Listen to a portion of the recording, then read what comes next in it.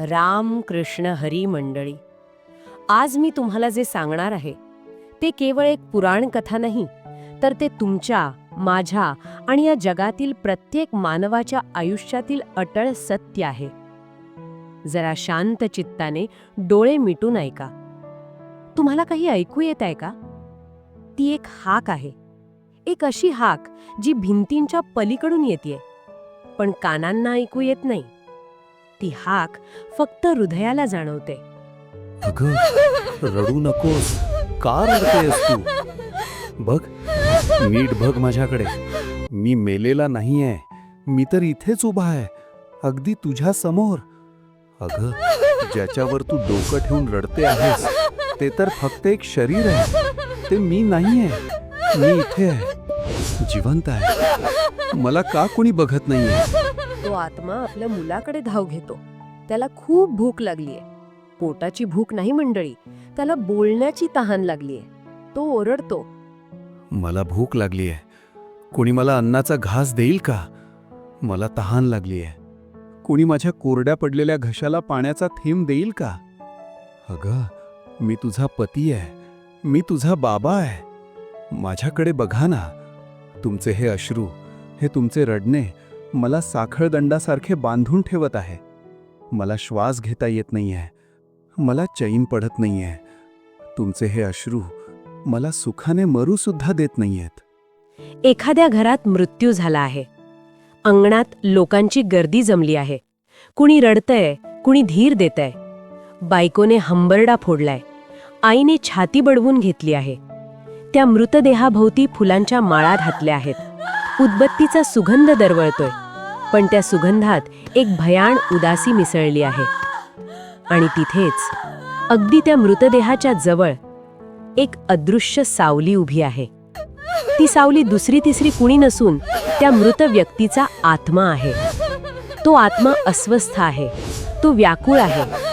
मंडळी, विचार करा, किती भयानक असेल ती अवस्था. आपण इथे समजतो की तो गेला, संपला, पण तिथे एक नवीन आणि वेदनादायी प्रवास नुकताच सुरू झालेला असतो. गरुड पुराणात एक असा प्रश्न विचारला गेला आहे जो ऐकून मोठमोठ्या ज्ञानी लोकांची मती कुंठित झाली. प्रश्न असा आहे की मृत्यूनंतर जेव्हा आत्मा देहातून बाहेर पडतो तेव्हा तो सर्वात आधी कोणाला हाक मारतो? आपल्या जन्मदात्या आईला, आपल्या अर्धांगिनीला म्हणजे पत्नीला, की आपल्या पोटच्या मुलांना? हा प्रश्न ऐकायला जितका सोपा वाटतो त्याचे उत्तर तितकेच खोल आणि अंगावर काटा आणणारे आहे. जो माणूस हे उत्तर समजून घेईल त्याचे आयुष्य पुन्हा कधीच पहिल्यासारखे राहणार नाही. त्याला मृत्यूची भीती वाटणार नाही, तर मृत्यूचा अर्थ समजेल. कारण मृत्यूनंतर आत्मा ज्या अवस्थेत असतो ती अवस्था ना पूर्णपणे या पृथ्वीवरची असते, ना परलोकातली. तो अधांतरी लटकलेला असतो. त्याला सर्व काही दिसत असते, ऐकू येत असते, पण तो काहीही करू शकत नाही. या गूढ प्रश्नाचे उत्तर खुद्द भगवान श्रीकृष्णाने देवर्षी नारदांना दिले आहे. आणि ते उत्तर असे आहे जे मनुष्याच्या मनातील भीती, मोह आणि सत्य या तिन्ही गोष्टींना एकाच वेळी समोर आणून उभे करते. तुम्ही कधी विचार केला आहे का की मृत्यूनंतरचे पहिले 24 तास त्या आत्म्यासाठी कसे असतात? तो घरात का रेंगाळतो? त्याला भूक का लागते? आणि आपल्या घरच्यांचे रडणे त्याला का सहन होत नाही? या सर्व प्रश्नांची उत्तरे आज आपल्याला मिळणार आहेत. ही कथा नाही, हा एक आरसा आहे.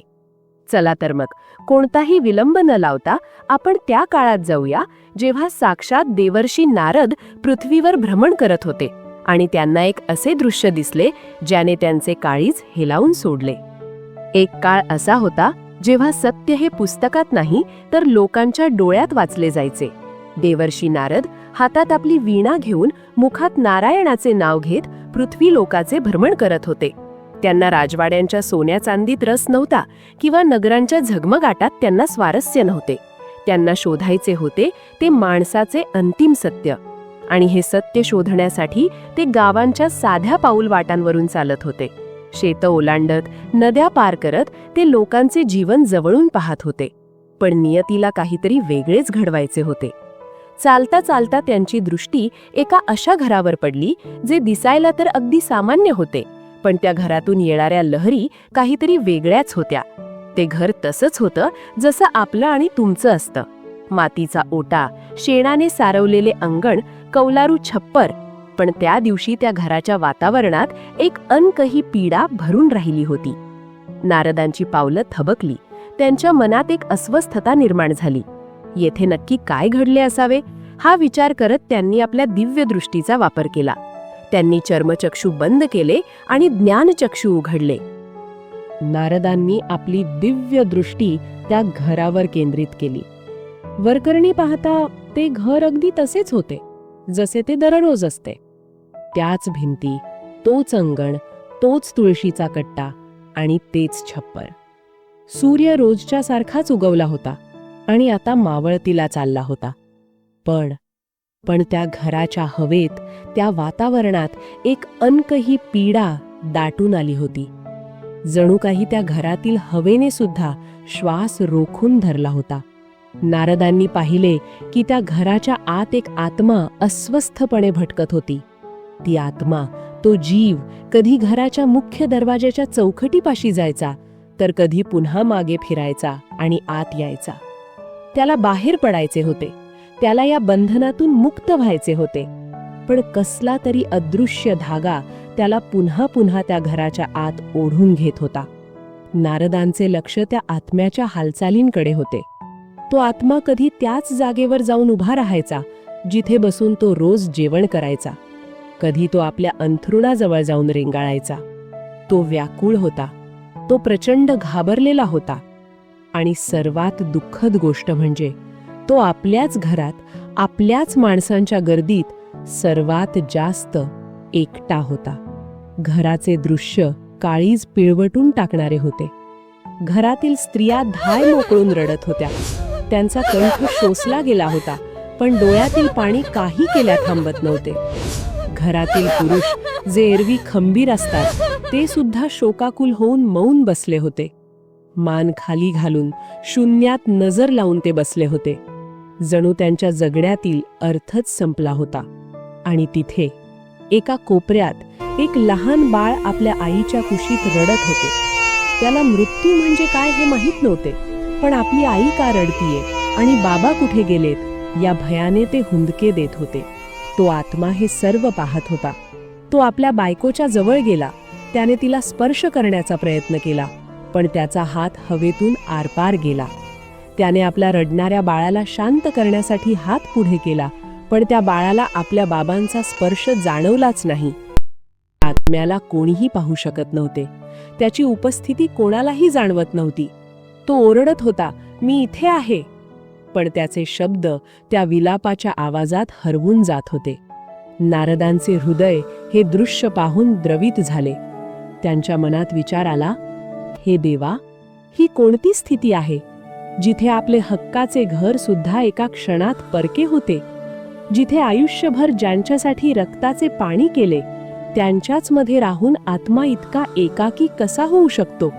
नारद मुनी स्वतःशीच पुटपुटले, जे मी आत्ता पाहतोय ती केवळ एका घराची कथा नाही. ही तर या मृत्यू लोकातील प्रत्येक मनुष्याची, प्रत्येक जीवाची भविष्यातील अटल दशा आहे. हे सत्य प्रत्येक उंबरठ्यावर कधी ना कधी येणारच आहे. त्यांच्या मनात प्रश्नांचे काहूर माजले. मृत्यूनंतर आत्मा आपल्याच घरात का भटकते? तिची वेळ संपलेली असताना सुद्धा तिला इथेच का थांबायचे असते? यमदूत येऊन गेले तरीही मोह का सुटत नाही? आणि सर्वात मोठा प्रश्न, मृत्यूच्या क्षणी त्या आत्म्याची सर्वात पहिली आणि शेवटची इच्छा नक्की काय असते? नारदांना आता या प्रश्नांची उत्तरे हवी होती. आणि ही उत्तरे केवळ एकाच ठिकाणी मिळू शकत होती, वैकुंठात, जिथे जन्म आणि मृत्यूच्या पलीकडचे सत्य विराजमान आहे. नारदांनी त्या दुःखी घराकडे शेवटची एक नजर टाकली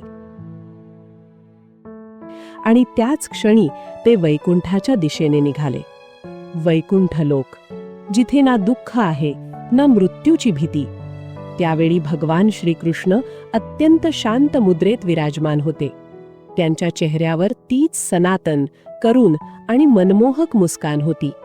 पण त्यांच्या डोळ्यात एक अशी खोली होती जी केवळ सत्य जाणणाऱ्यांनाच समजते. नारद मुनी तिथे पोहोचले.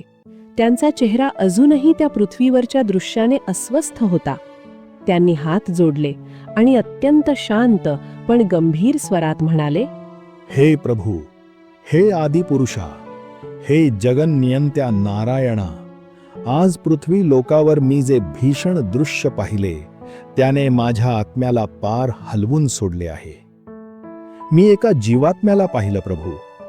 त्याच्याच घरात त्याच्याच रक्ताच्या नात्यांसाठी भिकारी होऊन वणवण भटकताना पाहिले. तो सर्व काही पाहत होता. समोर घडणारा प्रत्येक प्रसंग त्याच्या कानी पडत होता. पण केवढीही शोकांतिका त्याला कोणीही पाहू शकत नव्हते. तो कंठ फुटून ओरडत होता, पण त्याच्या आर्त हाकेया साधी ओ देणारे सुद्धा तिथे कोणी नव्हते. नारदांचा आवाज जड झाला होता. ते पुढे म्हणाले, हे माधवा, या सृष्टीच्या जनका, मला सांगा, देह त्याग केल्यानंतर आत्म्याची अशी केविलवाणी दशा का होते? का तो जीव तहानलेल्या चातकासारखा इतका तडफडतो? जेव्हा काळ समोर उभा असतो तेव्हा त्याची सर्वात पहिली इच्छा काय असते? अखेरच्या प्रवासात तो जीव नक्की कोणाला पुकारतो? जन्म देणाऱ्या माऊलीला, की सोबत चालणाऱ्या पत्नीला, की स्वतःच्या हाताने आयुष्यभर पेरलेल्या स्वकर्मांना? श्रीकृष्णाने नारदांकडे पाहिले. ते गालातल्या गालात हसले नाहीत, तर गंभीर झाले. कृष्णजी म्हणाले, नारदा, तू विचारलेला प्रश्न हा केवळ एका आत्म्याचा नाही, तर तो या संसारातील प्रत्येक जीवाचा प्रश्न आहे. हा प्रश्न त्या मोहाचे द्वार उघडतो ज्यामध्ये मनुष्य जन्मभर स्वतःला बांधून घेतो. नारदा, जोपर्यंत शरीरात प्राण आहेत तोपर्यंत माणसाला वाटतं की मीच सर्व काही आहे. हे माझं घर, हे माझे लोक, ही माझी संपत्ती. या मीपणात तो इतका गुरफटून जातो की त्याला सत्याचा विसर पडतो. पण जेव्हा मृत्यू येतो आणि आत्मा देहातून वेगळी होते, अगदी पहिल्यांदा त्याला आपल्या कर्मांची आणि नात्यांची खरी किंमत कळते. पण नारदा, हे सत्य केवळ उपदेशाने समजणार नाही, ते अनुभवानेच समजते. म्हणून मी तुला पृथ्वीवर घडलेला एक प्रसंग, एक कथा सांगतो. लक्ष देऊन ऐक. आणि मग भगवान श्रीकृष्णाने ती कथा सांगायला सुरुवात केली. एक काळ होता. पृथ्वी लोकावर एक छोटंसं गाव होतं. ते गाव पैशाने श्रीमंत नव्हतं, पण धर्माने आणि संस्कारांनी नक्कीच समृद्ध होतं. तिथे राहणारे लोक साधे भोळे होते. त्यांचा दिवस ईश्वराच्या नामस्मरणाने सुरू व्हायचा आणि कष्टाने संपायचा. जीवन नियमांनी आणि मर्यादेने बांधलेले होते. त्याच गावात एक कुटुंब राहत होतं. त्या कुटुंबाची आणि त्यांच्या सदाचाराची चर्चा आजूबाजूच्या गावांसुद्धा होती. त्या घरात एक तरुण मुलगा होता. तो युवक अत्यंत परिश्रमी होता, कष्टाळू होता. दिवसाचा प्रत्येक क्षण तो आपल्या कुटुंबासाठी राबत असे. तो प्रामाणिक होता आणि आपल्या कर्तव्यापासून कधीच मागे हटत नसे. त्याचा संसार म्हणजे जणू स्वर्गाचा तुकडाच. त्याची पत्नी अत्यंत पतिव्रता आणि शांत स्वभावाची होती. ती आपल्या पतीलाच परमेश्वर मानणारी होती. आणि त्यांच्या अंगणात एक लहानगं बाळ खेळत होतं. त्या चिमुकल्याच्या हसण्याने, त्याच्या बोबड्या बोलण्याने त्या घरात जणू प्राण वसलेले होते. तो युवक आपल्या कुटुंबावर, आपल्या बायको मुलांवर जीवापाड प्रेम करत असे. त्याच्यासाठी संसार म्हणजे काय होतं, तर तेच 4 भिंतींचे घर, ती प्रेमळ पत्नी आणि ते हसणारं बाळ. या पलीकडे त्याला जगच माहीत नव्हतं. तो रोज विचार करायचा, आज मी हे करीन, उद्या मी ते करीन, माझ्या मुलाला मोठा करीन. त्याला वाटायचं की आयुष्य असंच, अगदी असंच हसत खेळत चालत राहील. त्याला वाटायचं आपल्याकडे खूप वेळ आहे. पण नारदा, श्रीकृष्णाचा आवाज आता गंभीर झाला. काळ, ज्याला आपण मृत्यू म्हणतो, त्याला कोणाच्याही योजनांशी काहीही देणे घेणे नसते. काळाला दया नसते, काळाला माया नसते. तो ना वेळ पाहतो ना वय पाहतो. एक दिवस नेहमीप्रमाणे तो युवक आपले शेतातील काम संपवून घराकडे परतत होता. संध्याकाळची वेळ होती. सूर्य मावळला होता आणि आकाशात हलकासा अंधार उतरू लागला होता. पक्षी आपल्या घरट्याकडे परतले होते. तो चालत होता. घराच्या ओढीने त्याची पावले झपाझप पडत होती. पण अचानक काय झाले कोणास ठाऊक, त्याचे शरीर शिथिल पडले. त्याच्या पायातली ताकदच निघून गेली आणि बघता बघता चालता चालता तो धपकन जमिनीवर कोसळला.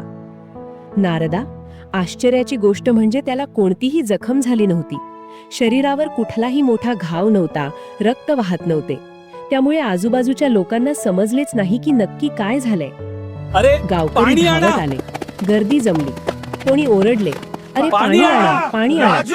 कोणी त्याचे नाव घेऊन जोरात हाक मारली, पण तो काहीच हालचाल करत नव्हता. ही बातमी वाऱ्यासारखी त्याच्या घरी पोहोचली. त्याची पत्नी धावत तिथे आली. तिने आपल्या पतीला जमिनीवर पडलेले पाहिले आणि तिचे काळीजच थांबले. ती घाबरून थरथरत्या हातांनी त्याच्याजवळ बसली. तिने त्याचा हात आपल्या हातात घेतला आणि कांपत्या आवाजात विचारले, अहो अहो, डोळे उघडा ना. तुम्ही ठीक तर आहात ना? काय झालं तुम्हाला? बोला ना काहीतरी. त्या युवकाने डोळे उघडले.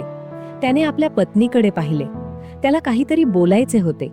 त्याचे ओठ थरथरले. कदाचित त्याला सांगायचे होते की काळजी करू नकोस किंवा मुलाला सांभाळ. पण शब्द त्याच्या जिभेवरच थिजले.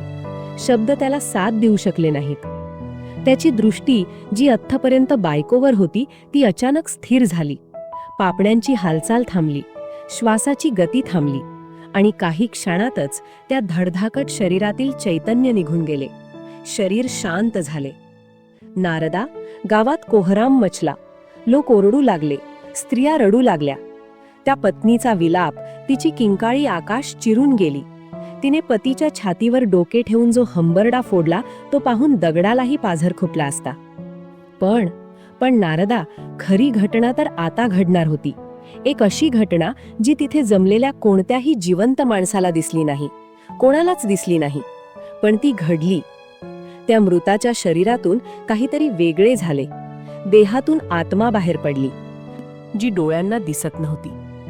त्या मृत शरीरातून बाहेर पडलेला तो आत्मा आता आपल्याच देहाकडे पाहत उभा होता. त्याला सुरुवातीला काहीच समजले नाही. तो स्वतःकडे बघत होता आणि जमिनीवर पडलेल्या त्या निश्चल शरीराकडे बघत होता. त्याचा गोंधळ उडाला. तो अस्वस्थ झाला. तो जीवाच्या आकांताने ओरडला, अरे, हे काय चाललंय? मी तर इथे उभा आहे. मग तिथे जमिनीवर कोण झोपलंय? ए, रडू नका. मी मेलो नाहीये, मी जिवंत आहे. त्या आत्म्याने आपल्या रडणाऱ्या पत्नीकडे धाव घेतली. त्याला तिला सांगावंसं वाटत होतं की अगं थांब, रडू नकोस. बघ, मी तुझ्या जवळच आहे. त्याने तिला स्पर्श करण्यासाठी हात पुढे केला. पण हे काय? त्याचा हात हवेतून आरपार गेला. त्याला त्याच्या पत्नीचा स्पर्शच जाणवला नाही. त्याने आपल्या मुलाला कवेत घेण्याचा प्रयत्न केला, पण त्या मुलाला आपल्या बाबांचा स्पर्श झालाच नाही. तो ओरडत होता, पण त्याचा आवाज कोणाच्याच कानापर्यंत पोहोचत नव्हता. नारदा, अगदी तेव्हा त्या आत्म्याच्या मनात पहिल्यांदा भय म्हणजे फियर निर्माण झाले. त्याला जाणीव झाली की आता आपलं अस्तित्व या जगातून संपलं आहे. तो विचार करू लागला, जर मी जिवंत आहे तर तो खाली पडलेला देह कोणाचा? आणि तेव्हा त्याला सत्याचा साक्षात्कार झाला की ज्याला मी आयुष्यभर मी समजत होतो ते फक्त एक वस्त्र होते. आज ते वस्त्र फाटले आहे आणि मी उघडा पडलो आहे. श्रीकृष्ण पुढे म्हणाले, नारदा, मृत्यूनंतरही अनेक तास आत्मा याच भ्रमात असतो की हे काहीतरी स्वप्न आहे.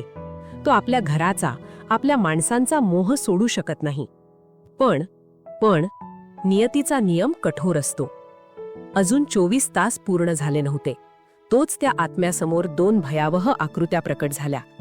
त्यांचे डोळे आगीसारखे लाल होते, चेहरा कठोर होता आणि हातात कर्माचा हिशोब होता. ते यमदूत होते. ते काहीच बोलले नाहीत, पण त्यांची नजर बघूनच त्या आत्म्याचा थरकाप उडाला. त्याला तिथून खेचून नेले गेले.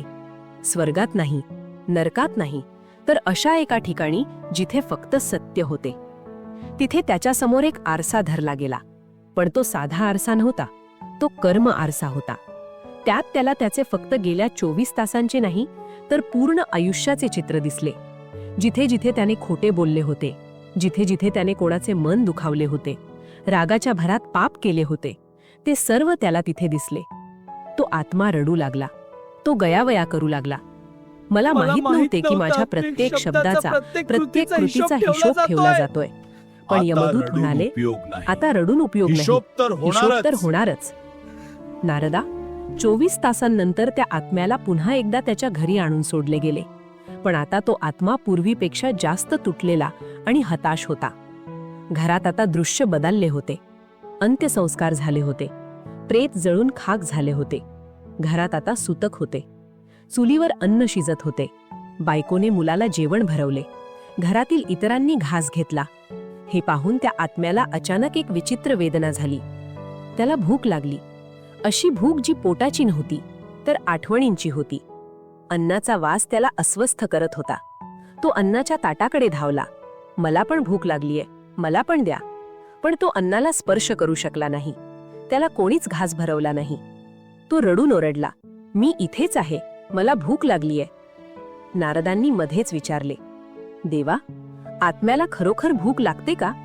श्रीकृष्ण उत्तरले, नारदा, ती देहाची भूक नसते, ती असते अभावाची भूक. ज्या सुखाची सवय त्याला लागली आहे ते सुख न मिळाल्याची ती तडफड असते. आणि म्हणूनच पिंडदान महत्वाचे असते. दिवस सरत गेले. घरात श्राद्धाची तयारी सुरू झाली. 13व्या दिवशी ब्राह्मण आले. मंत्रांचा घोष सुरू झाला. आणि जेव्हा जेव्हा पहिला पिंड म्हणजे भाताचा गोळा अग्नीला किंवा कावळ्याला अर्पण केला गेला, तेव्हा एक चमत्कार झाला. त्या आत्म्याच्या जीवाची तगमग अचानक शांत झाली.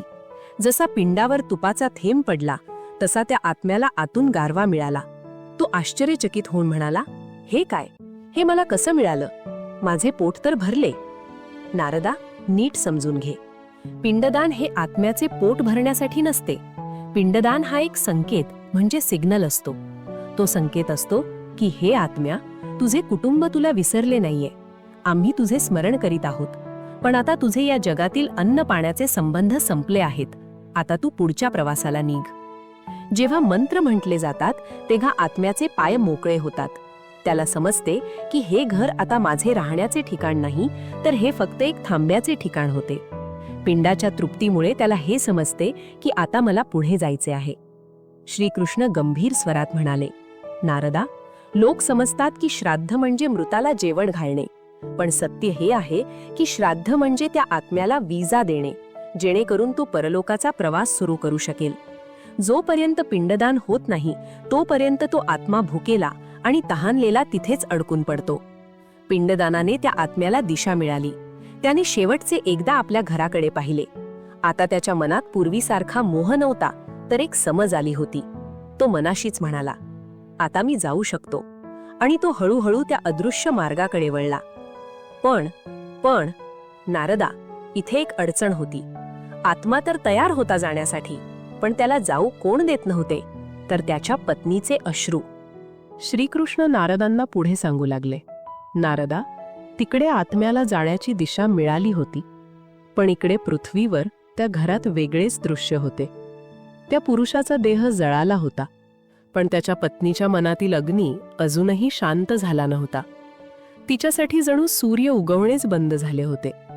ती रात्रंदिवस फक्त आणि फक्त रडत असे. कधी ती घराच्या उंबरठ्यावर डोकं फोडून घेत असे, तर कधी पतीचे जुने कपडे छातीशी कवटाळून त्याच्या वासात त्याला शोधण्याचा प्रयत्न करत असे. तिचे डोळे कोरडे पडले होते, पण हृदयातील हुंदके थांबत नव्हते. घरातील आणि गावातील युवक तिला समजावून थकले होते.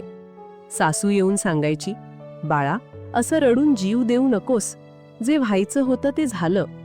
एखादी शेजारीण येऊन सांगायची, अगं, तू अशी रडलीस तर त्याला वरती त्रास होईल. कोणा एका जाणकार म्हातारीने तिला सांगितले, पोरी, शास्त्रात लिहिलंय की बायकोचे अश्रू मृतपतीच्या आत्म्याला निखाऱ्यासारखे चटके देतात. तू जेवढे जास्त रडशील तेवढा त्याचा मार्ग कठीण होईल. हे वाक्य, नारदा, हे वाक्य त्या माऊलीच्या काळजात बाणासारखे रुतले. आता ती केवळ दुःखापोटी रडत नव्हती, तर आता ती भयाने सुद्धा रडत होती. तिला भीती वाटू लागली. माझ्या रडण्यामुळे माझ्या स्वामींना त्रास होत असेल का? मी त्यांच्या मुक्तीच्या आड येत आहे का? ती आपले अश्रू थांबवण्याचा आटोकाट प्रयत्न करायची. ओठ दाताखाली चावून धरायची. पदराने तोंड झाकून घ्यायची. पण आतल्या आत ती तुटत होती, ती घुसमटत होती. तिला प्रश्न पडला होता, जर रडायचं नाही तर या दुःखाचं करायचं काय? अशाच एका दिवशी घरात जळणाची लाकडे संपली होती. मन हलकं करण्यासाठी आणि लाकडे आणण्यासाठी ती जंगलाच्या दिशेने निघाली. पायवाट निर्जन होती. झाडांच्या सळसळीशिवाय तिथे कोणीच नव्हते. चालता चालता पुन्हा तिच्या डोळ्यात पाणी आले. ती स्वतःशीच बडबडू लागली, मी काय करू? मला रडू आवरत नाहीये आणि लोक म्हणतात रडू नकोस. माझ्या स्वामींना शांती कशी मिळेल? तिचे हे बोलणे ऐकून समोरून येणाऱ्या एका तेजस्वी साधूने तिला थांबवले. ते साधू महाराज होते. त्यांच्या चेहऱ्यावर एक वेगळीच शांतता होती आणि डोळ्यात अपार करुणा होती. त्यांनी तिला विचारले, माते, या निर्मनुष्य वाटेवर तू अशी एकटी का रडत आहेस? काय झाले आहे? त्या साधूंच्या आवाजात इतका ओलावा होता की तिचा बांध फुटला.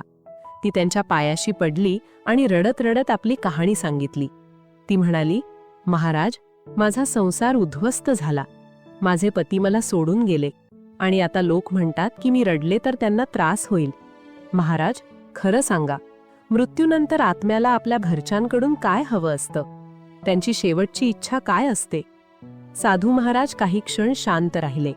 त्यांनी डोळे मिटले आणि गंभीर स्वरात म्हणाले, बाळा, तुझे दुःख चुकीचे नाही. ज्याच्यावर आपण जीवापाड प्रेम करतो तो गेल्यावर शोक होणारच. पण लक्षात ठेव, शोक आणि मोह यात फरक असतो. ते पुढे म्हणाले, नीट ऐक. मृत्यूनंतर आत्मा जेव्हा मागे वळून पाहते तेव्हा तिला धन नको असते, तिला तुझे अश्रू नको असतात. ती आत्मा हेच पाहते की ज्यांच्यासाठी मी आयुष्यभर कष्ट केले ते माझ्या नसण्याने कसे जगत आहेत. जर तू अशीच रडत राहिलीस, जेवण सोडलेस, स्वतःला संपवत राहिलीस, तर त्या आत्म्याला वाटेल की माझ्या जाण्यामुळेच हिचे वाटोळे झाले आहे आणि हाच विचार त्याला पुढे जाऊ देत नाही. तो तुझ्याच मोहपाशात अडकून पडतो. साधूंनी तिला जीवनाचे सर्वात मोठे सत्य सांगितले. ते म्हणाले, आत्म्याची शेवटची इच्छा ही असते की त्याच्या कुटुंबाने त्याचे नसणे स्वीकारावे आणि पुन्हा एकदा हसत खेळत जगावे. तो पाहू इच्छितो की तुम्ही खंबीर आहात. जेव्हा तू रडणे थांबवून त्याचे स्मरण करत पुन्हा संसाराला लागशील तेव्हाच त्याला खरी शांती मिळेल. साधूंचे शब्द तिच्या हृदयाला भिडले. तिला तिची चूक उमगली. ती म्हणाली, म्हणजे माझे अश्रू त्यांना साखळदंडासारखे खेचत होते? साधू म्हणाले, होय. रडू नकोस, प्रार्थना कर, त्याला निरोप दे, प्रेमाने निरोप दे. त्या दिवशी ती घरी परतली, पण ती बदलली होती. तिच्या डोळ्यात पाणी होते, पण आता त्यात हताशपणा नव्हता, तर एक समज होती. ती पतीच्या तसबिरीसमोर उभी राहिली. तिने दिवा लावला आणि हात जोडून शांतपणे म्हणाली, आहो, तुम्ही जिथे कुठे असाल तिथे सुखात राहा. माझी काळजी करू नका. मी हे घर, हे मूल आणि माझी जबाबदारी उत्तमरित्या सांभाळेन. तुम्ही आता कोणत्याही काळजीविना पुढच्या प्रवासाला जा. माझा तुम्हाला आनंदाने निरोप आहे. नारदा, तुला सांगतो, ज्या क्षणी तिने हे शब्द उच्चारले त्याच क्षणी त्या घरात घुटमळणारा तो आत्मा हलका झाला. त्याच्या मनावरचे ओझे उतरले. त्याला खात्री पडली की माझं कुटुंब आता सावरलं आहे आणि तो आत्मा जो इतके दिवस प्रेमापोटी अडकून पडला होता तो एका क्षणात त्या घरातून मुक्त झाला आणि परलोकाच्या दिव्य प्रवासाला निघून गेला. श्रीकृष्ण कथा संपवत म्हणाले, नारदा, पाहिलेस, मंत्र आणि विधींनी त्याला रस्ता दाखवला, पण पत्नीच्या त्या सकारात्मक निरोपाने त्याला खरी मुक्ती दिली. श्रीकृष्णाने ती कथा संपवली होती. त्या आत्म्याला पत्नीच्या एका सकारात्मक निरोपाने मुक्ती मिळाली होती. पण देवर्षी नारदांचे मन अजूनही पूर्णपणे शांत झाले नव्हते. त्यांच्या डोळ्यात अजूनही काही प्रश्न तरंगत होते. हे प्रश्न केवळ नारदांचे नव्हते, तर ते प्रत्येक त्या माणसाचे होते ज्याने आपल्या जवळच्या व्यक्तीला गमावले आहे. नारद हात जोडून म्हणाले, हे प्रभो, आपण या कथेच्या माध्यमातून आत्म्याची पीडा, त्याचा मोह आणि त्याची अंतिम यात्रा तर दाखवली, पण माझ्या मनात अजूनही काही संभ्रम आहेत. हे प्रश्न सामान्य माणसाला नेहमी सतावतात. जर आपण त्यांचे निरसन केले तर जगाचे कल्याण होईल. श्रीकृष्ण मंदस्मित करत म्हणाले, नारदा, प्रश्न विचारणे हेच ज्ञानाचे पहिले पाऊल आहे. विचार, तुला काय विचारायचे आहे? आज इथे जे उत्तर दिले जाईल ते केवळ शब्दांचा खेळ नसेल, तर ते जीवनाचे अंतिम सत्य असेल. नारदांचा पहिला प्रश्न, प्रभो, माझा पहिला प्रश्न हा आहे की यमदूत येऊन गेल्यावर आणि शरीर सोडल्यावर सुद्धा तो आत्मा सुमारे 24 तासांपर्यंत आपल्याच घरात का परत येतो? त्याला माहीत असते की आता हे शरीर आपले नाही, मग तो तिथेच का घुटमळतो? श्रीकृष्ण गंभीर झाले. ते म्हणाले, नारदा, हे समजून घे. जेव्हा आत्मा देहाचा त्याग करतो तेव्हा त्याला एका क्षणात हे समजत नाही की आपला आणि या जगाचा संबंध आता संपला आहे. विचार कर, ज्या घरात तो 50-60 वर्षे राहिला, ज्यांच्यावर त्याने जीवापाड प्रेम केले, त्या मायेचे धागे एका झटक्यात कसे तुटतील? ते पहिले 24 तास हे त्या आत्म्यासाठी संक्रमण काळ असतात. तो आत्मा गोंधळलेला असतो. तो मोहवश, प्रेमापोटी आणि सवयीमुळे पुन्हा पुन्हा घरी येतो. तो शेवटचा एकदा आपल्या मुलाबाळांना, आपल्या घराला डोळे भरून पाहू इच्छितो. त्याला वाटते की कदाचित अजूनही काहीतरी मार्ग उरला आहे. पण जेव्हा त्याला सत्य उमगते तेव्हा तो तिथून निघतो. म्हणून 24 तास हा त्या आत्म्याचा निरोप घेण्याचा वेळ असतो. नारदांचा दुसरा प्रश्न. हे माधवा, हे सत्य भयंकर आहे, पण सांगा, मृत्यूनंतर आत्म्याची आपल्या परिवाराकडून नक्की काय अपेक्षा असते? त्याला धन हवे असते का? त्याला आपले रडणे हवे असते का? की त्याला विशेष अन्न हवे असते? श्रीकृष्ण म्हणाले, नाही नारदा, आत्म्याला तुमच्या बँकेतल्या पैशांशी, सोन्या नाण्यांशी किंवा अन्नाशी काहीही देणे घेणे नसते. आणि त्याला तुमचे अश्रू तर मुळीच नको असतात. मृत्यूनंतर आत्मा आपल्या परिवाराकडून फक्त 3 गोष्टी मागतो. पहिली, स्वीकृती. आत्म्याची इच्छा असते की त्याच्या घरच्यांनी हे स्वीकारावे की हो, आता आपला प्रवास संपला आहे. जोपर्यंत घरचे हे सत्य नाकारतात तोपर्यंत आत्मा अस्वस्थ राहतो. दुसरी, कृतज्ञता. त्याला हे ऐकायचे असते की तुमचे जीवन व्यर्थ गेले नाही. तुम्ही आमच्यासाठी जे काही केले त्याबद्दल आम्ही तुमचे ऋणी आहोत. हे शब्द त्याला शांती देतात. आणि तिसरी, विदाई. सर्वात महत्त्वाचे म्हणजे त्याला प्रेमाने दिलेला निरोप हवा असतो.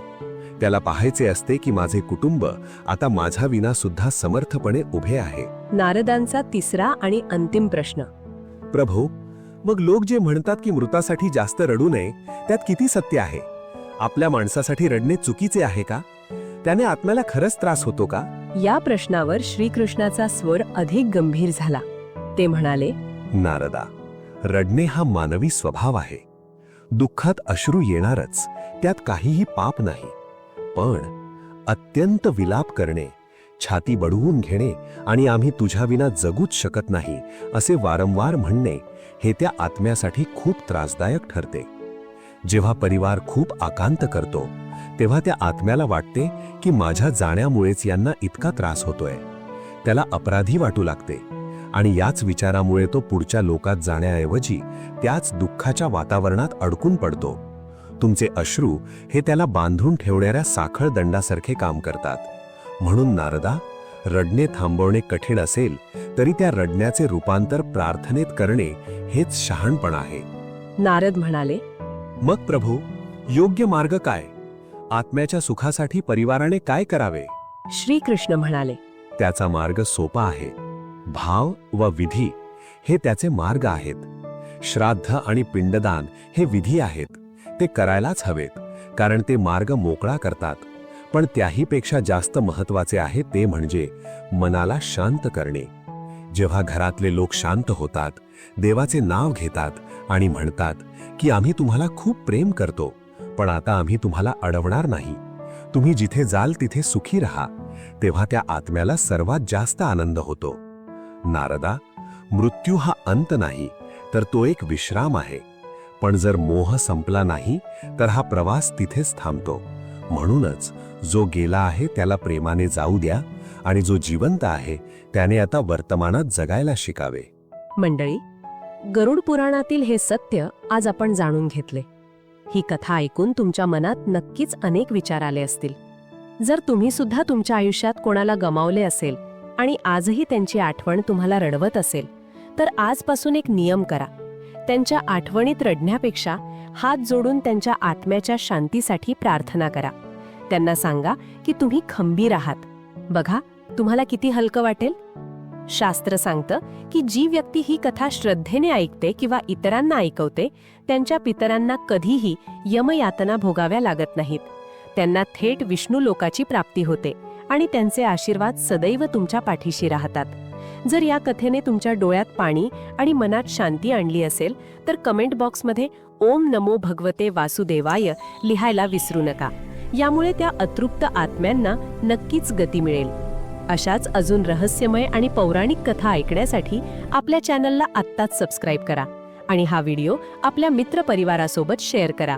कदाचित कोणाचं तरी सांत्वन तुमच्या एका शेअरमुळे होऊ शकेल. भेटूया पुढच्या व्हिडिओमध्ये. तोपर्यंत रामकृष्ण हरी.